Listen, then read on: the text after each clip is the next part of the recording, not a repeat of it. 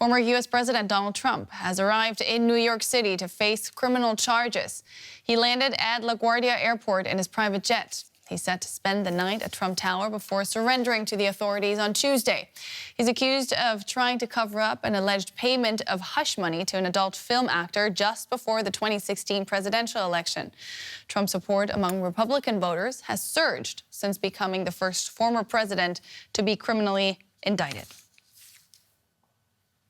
We're joined now by Ines Pohl, who is in front of Trump Tower in Manhattan. Ines, it's good to see you. Now, since the indictment was announced last week, city officials have been preparing for protests. What's the mood like? Actually, Donald Trump must be very disappointed because there are maximal 50 or so of his supporters next to the Trump Tower. And I think it's actually fair to say there are probably more reporters from actually all around the world to cover this event than his supporters. There are also some who say lock him up, who are very much in support of the indictment tomorrow. Yeah, lots of media attention because this is something unprecedented, right? We're in uncharted waters here. Now, Trump will be heading to the Manhattan Criminal Court later tomorrow afternoon. What do we expect to see when he officially surrenders to prosecutors? Right, this is really a first. I mean, we have seen many firsts with Donald Trump, but this is unprecedented, as you just said.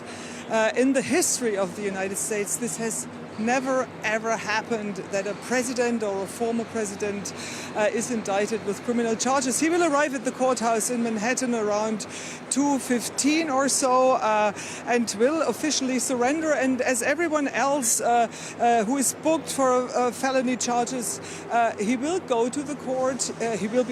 His fingerprints will be taken, photographs will be taken. And it is up to the prosecutors to decide if he has to use handcuffs as well. As the charges are not violent, he will be able to leave the courthouse in the evening without paying any bail. And he's expected to travel back to Florida, where he announced already that he will address the public around 8 a.m. local time to spread his version of the day tomorrow. How big of a deal is this really in the United States? We know this has never happened before. Yeah, so it, as always, depends whom you ask. It is unprecedented, that is true, but you know, many Americans are rather concerned about the gas prices, about the rent, about the food, which is really still extremely expensive due to inflation. But definitely those who follow politics more closely, they see that as a very, very huge moment in the history of the United States. And if you talk to those who do support Donald Trump, they're very critical about what is going to happen tomorrow, saying this is really un-American. Yeah, this indictment is hugely divisive, isn't it? We don't have much time, but I do want to know how you think this is going to affect his chances for re-election. You know, as for now, the polls say this is rather good for Donald Trump because many of his supporters are getting kind of fired up with that. The ranks are closing behind him.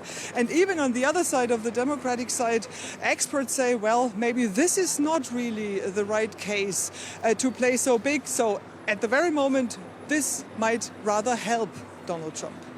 DW's Ines Pohl reporting live from New York City. Thanks.